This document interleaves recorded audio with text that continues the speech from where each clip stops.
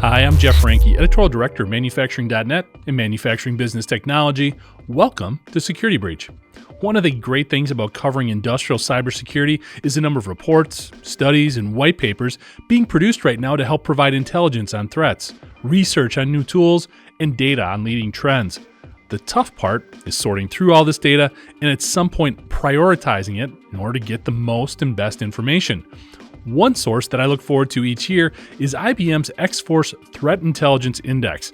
It's full of all the stuff I just mentioned, but with special attention paid to the industrial sector.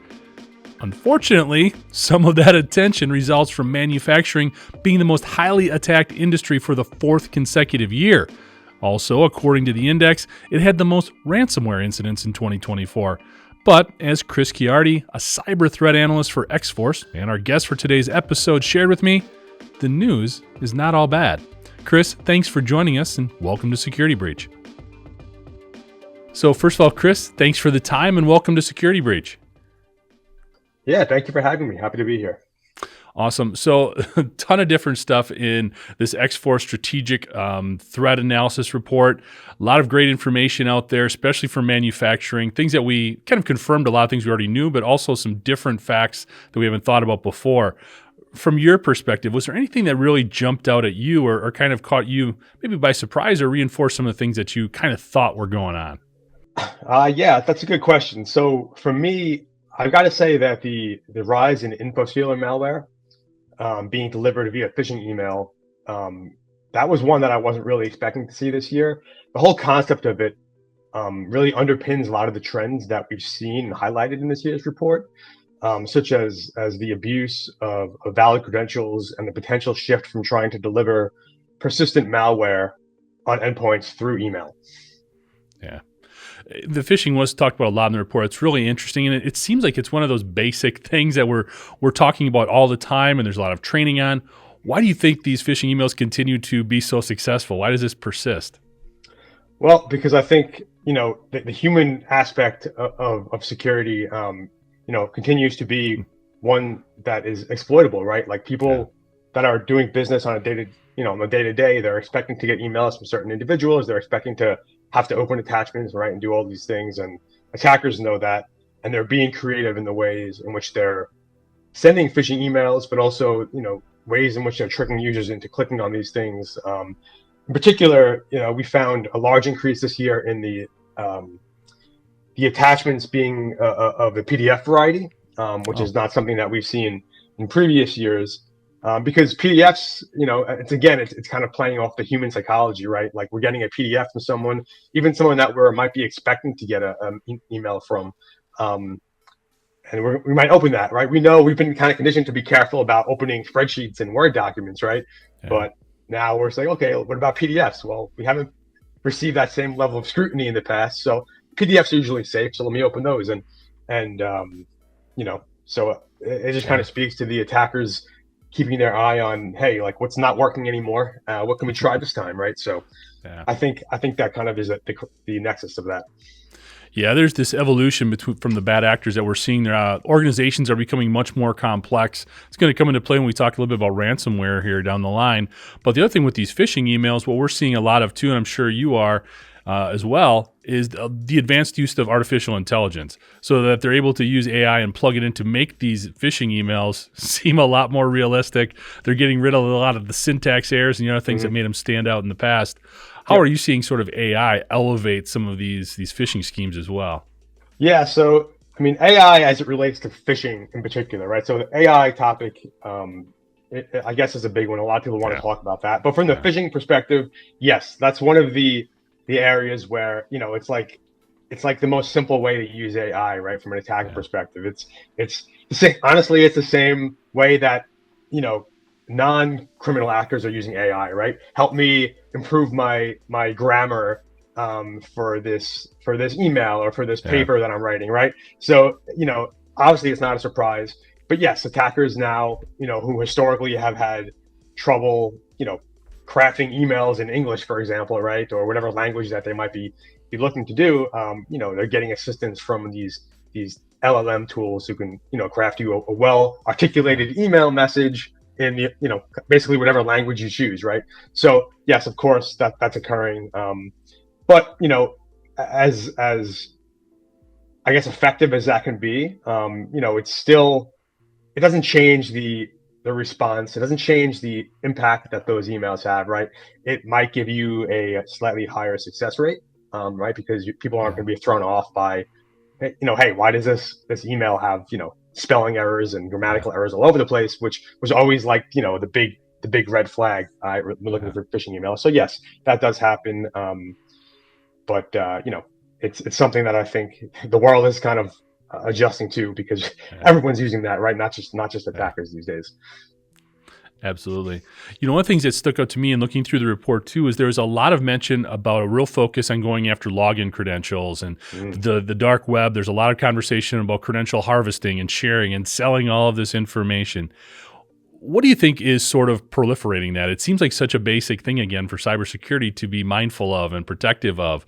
What are we doing wrong here? Why do you think that's continuing to be such an area of success for the hackers? Yeah, I agree. And that was, like I said in the earlier question, that was one of my like almost eye-opening takeaways, is that, and to answer what it is that we're doing wrong. I think it's really worth asking how attackers are getting access to the credentials in the first place, because then that'll help us understand if we're doing something wrong, and then how can we do it better. So what we've seen when creating this report is that a great majority of the credentials that are available for sale on the dark web do come from infostealer malware. So in that case, we have to ask, well, how did this malware get into the environment in the first place? Was it a phishing email? Was it malvertising campaign somewhere? Did someone download a Trojanized installer when they thought they were installing a legitimate piece of software? And second, we have, the usual suspects as it relates to credential policies, right? Like, we still see really poor password hygiene requirements in some organizations. We still see password reuse across multiple accounts. We have the like I said, the complexity requirements. It's a mixed bag, really, depending on kind of what incident you're responding to, whether or not they have good ones or bad ones. And then things like misconfiguration of multi-factor authentication, or just straight up in 2025, no multi-factor authentication at all, which is, something that we've been for years kind of pressing our clients in particular. And when we put out these reports, we really recommend, like, it's really no longer like a nice to have. It's really something that, every organization should be implementing this across the enterprise, especially when you have clients and customers that use your login portals. I mean, I think, when you give up some of that security because you're allowing external parties to connect, into your environment, I think you really need to make sure you have those policies not only implemented, but implemented properly, which, speaks to misconfiguration issues as well. Yeah. So, we talk about a lot of this what I always refer to as the blocking and tackling type stuff, multi-factor authentication, getting away from the admin passwords, all of that type of stuff. The lack of doing that and the continuation of making it easier to grab onto these credentials because of these bad practices. I know it's a combination of all these, but do you see, is it a cultural thing? Is it a lack of training thing? Is it the individual just not realizing the ramifications of their small actions can have on this whole big enterprise? So, yeah, I mean, I guess the correct answer is that it's a combination of all those things. But the last thing you said, I think people who are not, they're not a background in security, right? They understand it's important, but it's not their day-to-day operations. They're just an employee they don't understand that a small compromise somewhere can be catastrophic, everywhere, right? I think that messaging it's something that I think that they inherently they can't grasp that, because they don't understand how connected everything is, especially within a single organization. So that messaging it's easy to tell somebody that, but it's really hard to show them, right? Until something happens, right? Like, oh, you're the person who clicked on this link or whatever, and now the company's having a hair on fire day, and everyone's got to go home because all the machines are encrypted. It's that I think people just the layperson or someone who might not be in the technology space or especially the security space, they just it's hard for them to understand that that's possible. And training is something that I know companies have their mandated cybersecurity training, and that's great. It needs to continue, but I think that's always going to be a challenge, right? Is getting folks to understand just how important this stuff is, and that's not really a technology problem. That's a human problem, and there's a lot of human problems that we haven't solved yet, security related or not. So that's just another one. Yeah, absolutely. No, we need to get out of that mindset of it's just another check the box type of activity and really focus on it, bring it home. Yeah, absolutely. Yep. So, one of the things the report pointed out, and this wasn't a surprise, but it's never great to see, was for the fourth straight year, manufacturing was the most attacked industry. And I bring this up not only to help illustrate, because that's our audience, we focus on industrial cybersecurity here, but also a lot of things that were brought about with remote monitoring and some of the vulnerabilities that are coming from remote people logging in remotely to access very important information. For the industrial sector, they're looking at different on-floor maintenance activities, performance activities, a lot of very important equipment that they're able to monitor potentially remotely. We're still seeing a ton of vulnerabilities, a lot of people coming in, compromising these endpoints.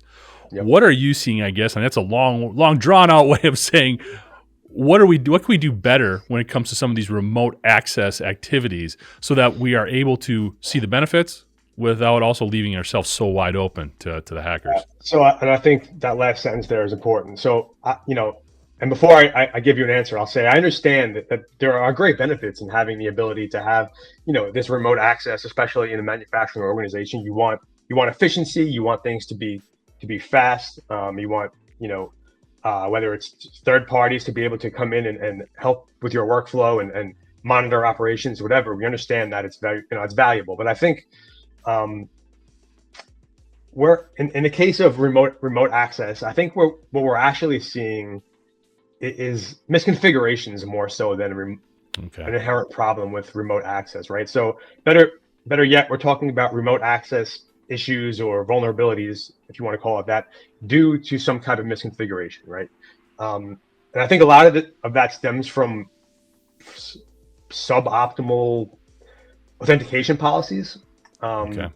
Right? In the manufacturing environment, access control has to be paramount. It should be incredibly robust. It should be incredibly detailed. You should be able to, as a manufacturer, the security team inside a manufacturing organization, you should be able to account for the entire IP space that's allowed to connect to your, whatever it is inside your environment. Whether it's a piece of equipment that's critical, whether it's systems that control scheduling, or anything that if it was to be tampered with in any way, it could be catastrophic, right? There should be no reason why external connections from certain geographic regions should even be allowed. There are ways to greatly reduce or mitigate risk of bad actors. Being able to do things like that if you really tighten down the access controls.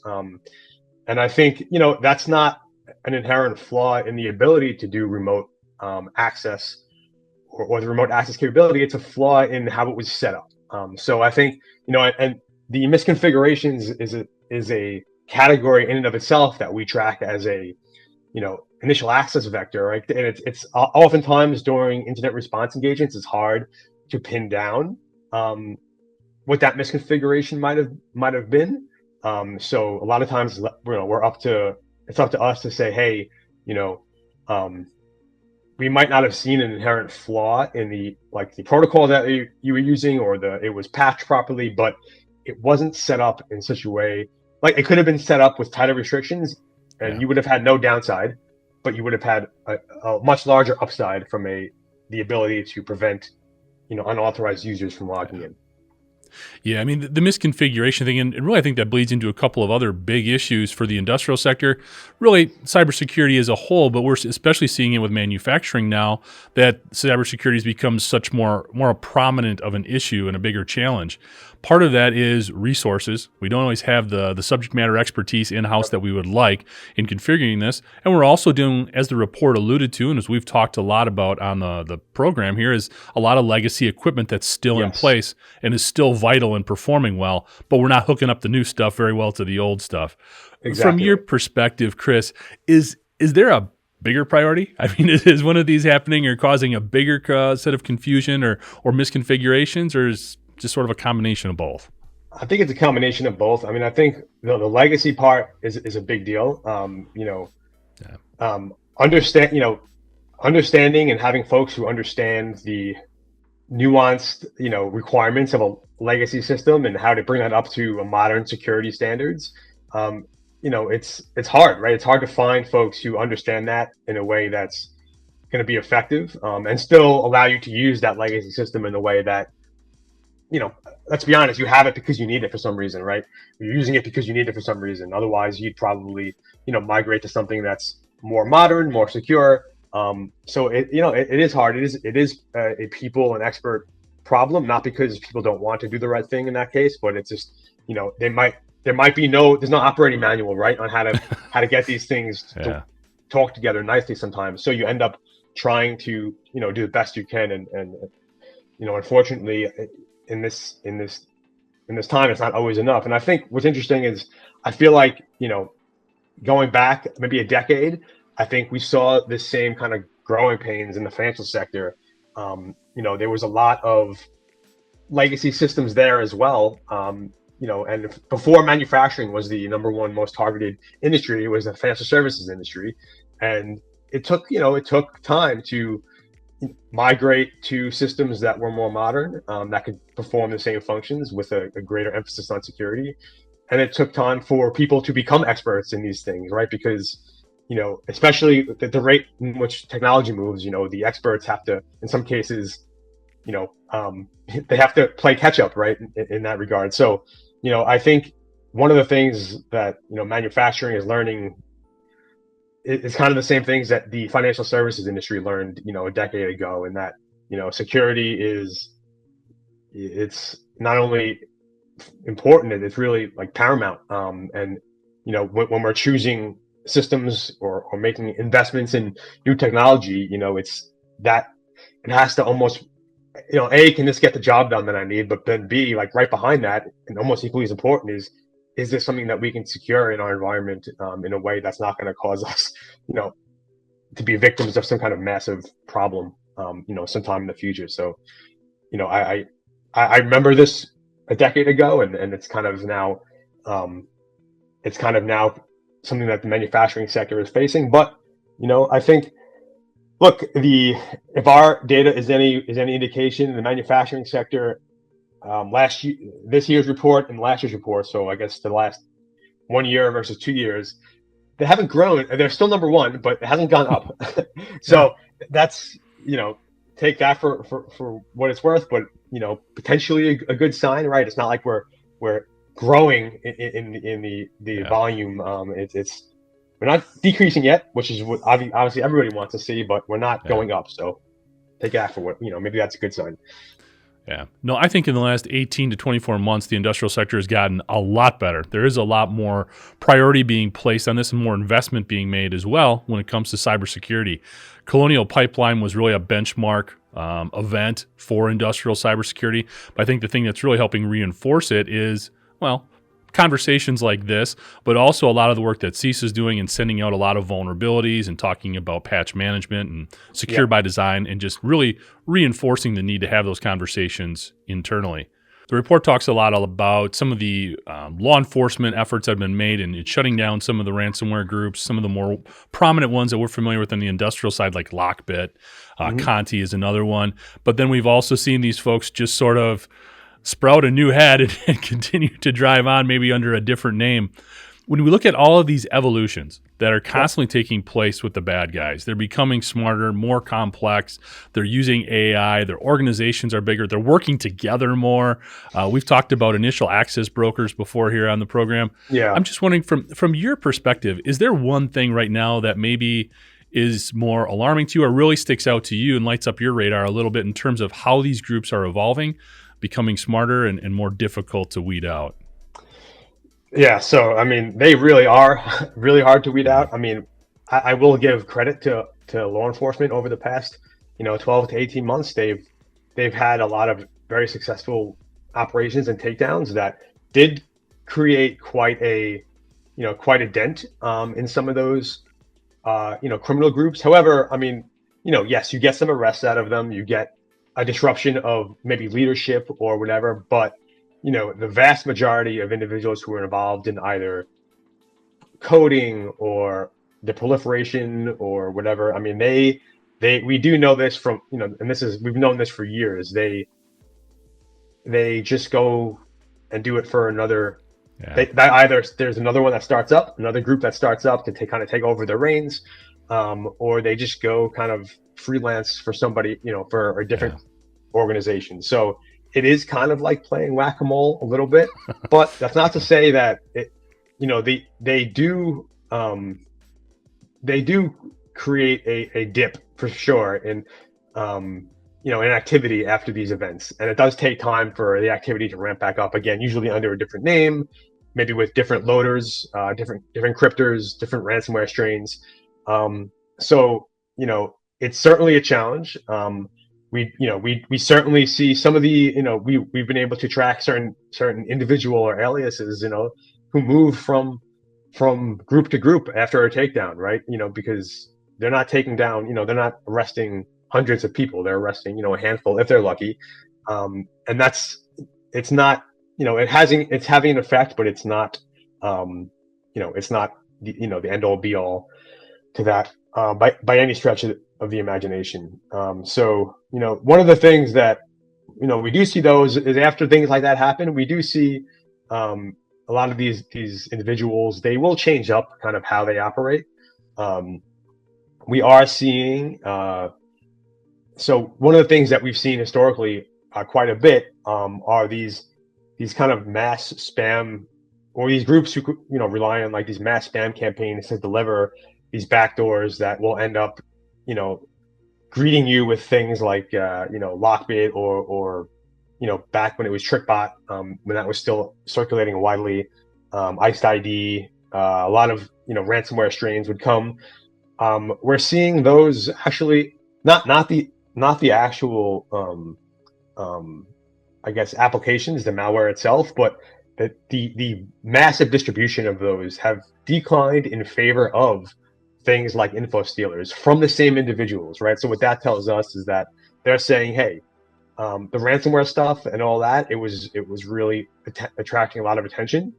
It was lucrative, but we're starting to see that victims are paying less ransom. They're paying less, ransom money than they did in the past, and we know. I think Chain Analysis put out a report not too long ago that says, the actual value of ransomware payments are down quite substantially for a variety of reasons. Companies just not willing to pay anymore. There's a lot of laws and regulations now that say, hey, you can't pay certain groups any money. It's like it's against the rules based on whether they're deemed like some type of foreign entity or something like that. So the actual amount of dollars or cryptocurrency that's being transferred to these criminals lessened. So when they said, let's maybe pivot from the ransomware to infostealers, right? Because let's just harvest credentials all day, right? Super lucrative. And then it gives them the option now, because now with a set of valid credentials, have at it. Like, what kind of attack do we wanted to launch with this, right? So ransomware is still, don't get me wrong, ransomware is still very much a thing, but we're seeing it from a sheer numbers perspective. It's not like it was 1 or 2 years ago, where it was like, I mean, it was just like every week it was a new massive ransomware attack somewhere, and I think that's because there's a lot of things at play here. It's the law enforcement activity, it's the people paying less, and also it's I think, at least, and this is important to preface, a lot of this data, all of this data comes from our view, right? What are the incidents that we respond to? We used to see tons of ransomware. We still see ransomware, but not as much. Our clients, they have established EDR solutions in place. They're doing the right things that will detect a ransomware incident really early on, when it's still at the backdoor stage where nothing's actually encrypted yet. So I think ransomware is still here. It's still going to be here because it's just the kind of thing that's always going to generate some type of revenue. But I think attackers are saying, hey, like in some cases, it just might not be worth it. We can make, we can still have a good return just by doing something simpler, like stealing or logging in with credentials that we Yeah. have harvested from somewhere else or that we purchased from an access broker. So, it's just this is what they do. They evolve, they adapt. They like the path of least resistance, and that's kind of just how it's going to continue to go, in my opinion. Yeah. Now, ransomware is a complex topic because we do see some of these ebbs and flows in terms of ransomware dropping for a quarter, maybe spiking for a quarter. We see different things in terms of the average payouts. Yep. I think in manufacturing, we're still seeing this being very prominent. The report mentioned it as one of the biggest targets for ransomware. Yes. One of the biggest challenges for manufacturers is more the response than anything else. Once they get hit, how do we handle getting them out of the system? Do we pay? How when do we get insurance involved? If we get insurance involved in a lot of these different dynamics that, again, it's hard to do on the fly. You have to have a response plan in place, which continues to be a challenge. What have you seen when looking maybe at the industrial sector, manufacturers, that they could do to improve their response plans, or maybe things that they're just not paying attention to in these plans that they could and should?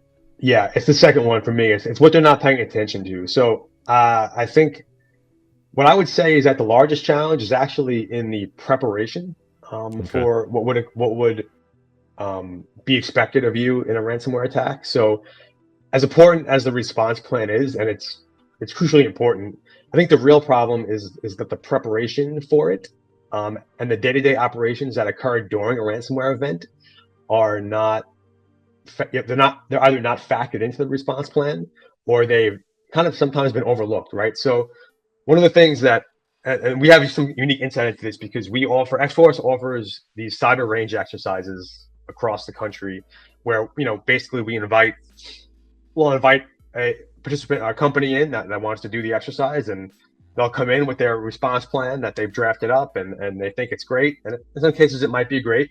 And then we'll basically put them in a simulated ransomware event and have them test their response plan in real time when the pressure's on, when they're getting phone calls from actors who are playing media or playing whatever, and it allows them to test this plan. And one of the things that we've observed is that a lot of times the response plan itself is pretty well thought out. They're executing it like to the T. They're really trying to follow along kind of what they've laid out in that response plan. But what they find is that they've overlooked doing some of the things that I think that they assume the response plan if the response plan says to do XYZ, they assumed that those things XYZ were ready to go, right? So okay, check these particular, from a security analyst perspective, to check these logs 1, 2, 3, and make sure that we're not seeing this lateral movement or something like that. And they say, wait, those logs only go back. They only go back 14 days, right? Which that's not good, and that should never have been the case, right? So the response plan wasn't wrong. It's just that they weren't ready to. When they actually had to use a response plan and in a situation, they realized that some of the things that they went to go do weren't as effective as I think they thought they would have been. Hey, let's ensure that the backups, we have backup plans for all these critical systems. Let's go make sure that they're ready to deploy, and we can not pay this ransom and just get back up and running in 48 hours, right? Because we have all these backups. Oh, well, yeah, we have these backups, but these legacy systems, we never actually figured out how to back those up, and it was supposed to get done, but it kind of just fell through the cracks, right? Because no one really knows how to properly back these up, and we didn't have like a full visibility into our own assets, and we forgot that these ones over here, this one system that we forgot, it turns out if that's not up and running, we're in big trouble, right? So we see that kind of as a sticking point and I think the response plan thing, I think maybe a year, 2, 3 years ago, those were like, oh my God, everyone needs those, but no one had them. Now I think, through, I guess, security awareness and being preached from various, security folks in security, space, response plans are now, they're good. They're robust. Organizations take them seriously. And sometimes they even test them, which is nice. They should be testing them all the time, but sometimes they even test them. But there's a difference between like an internal test where, you read through it, but then it's different when it's game day and it's like, no, like this, we have to do all these things right now. That's when you start to see some of the cracks show. And it's not necessarily always in the response plan. It's in the objects that the response plan, calls out. When you go to actually do those things, can you do them successfully and effectively?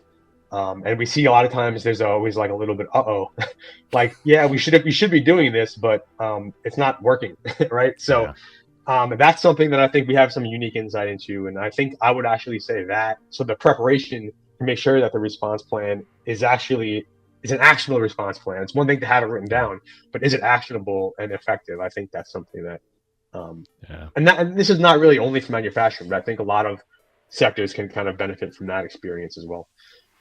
Yeah, Chris, I'm glad we've had a chance to talk through this because I think the report, as all of them do, very good at pointing out some of the deficiencies, some of the things we need to be focused on and concerned about. But then when we go in a little bit more deeply, I think we don't always appreciate all of the progress that manufacturing in particular has made in the last 5 years. I just know since the course of us doing this podcast, the conversation is becoming much deeper and much broad, much greater in terms of the areas that we can focus on. And I think that speaks to the fact that we're getting better, the fact that we're making the hackers' jobs harder, but we need to stay so resilient because hackers have realized shutting manufacturing down is a big deal. It can be very lucrative for them, and they're continuing to do it because it does pay off. And I think that just needs to reinforce manufacturers' sort of heightened sense of priority and when it comes to cybersecurity. So, Chris, this has been awesome. Again, thanks so much for the time. Want to wrap this one up the way we wrap up all of these conversations. What are some of the biggest trends you see coming down the pike? What are some things that we should be aware of? We've touched on AI, we've touched on ransomware. There's some other things that you see as really dominating the conversation going forward? Yeah, so I mean, I think, one of the takeaways or one of the things I'm going to be talking to clients about over the next few months after this report comes out is where it's 2025, we are way past the point of falling victim to credential issues, right? Like we know how to solve this. We have the tools to solve this. We need to do better in making sure that, these things don't happen because it's low hanging fruit. We should not be, if hackers we should make it the most difficult for them as possible, right? And with the credential issue and the infostealers and like logging in versus hacking in, we are doing the opposite of that. And that's not for lack of awareness or trying. I think it's for whatever reason, there's been poor and slow adoption. Whether it's been under organizations' radar for too long, I think that is something that, we need to tackle head on. So we'll be keeping an eye on this as we track trends throughout the year. But we'd love to see this credential situation improve by the next time this report comes out. And the second thing is, we talked a little bit about AI being used for the creation of phishing emails, which that's, I don't consider that like a cyber criminals using abusing AI because, that's not, they're not doing anything special, right? They're using, whatever LLM of their pleasing to help their language, which everybody does, right? So I'm going to keep my eye on, I think we all are, is what's going to happen in the next 12 to 18 months. If the last 12 months we had an indication, we'll be in a whole different AI landscape next year because it's moving that fast. How is it adopted in different sectors, right? Like, are we just talking about companies using, chatbots to help in HR, right? Like that's one thing. Or are we starting to rely on AI for more mission critical things that if abused could be real catastrophic?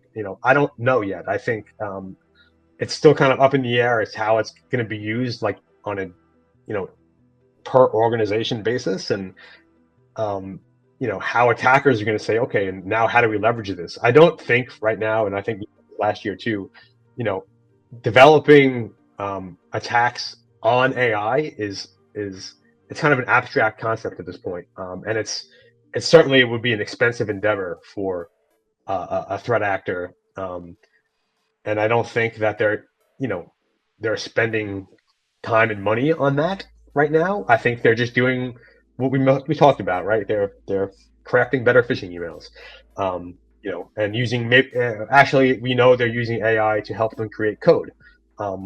We've seen that happen, but none of that changes the response to anything. It's just it's still code. It's the same code that we were looking for in the past. It's just that someone didn't have to spend a night doing it. They spent 10 minutes on whatever LLM of their choice. So I'm curious to see is how this matures over the next year, 18 months, how organizations start using this from a public perspective, right? Like, what can their customers do using AI in their environment?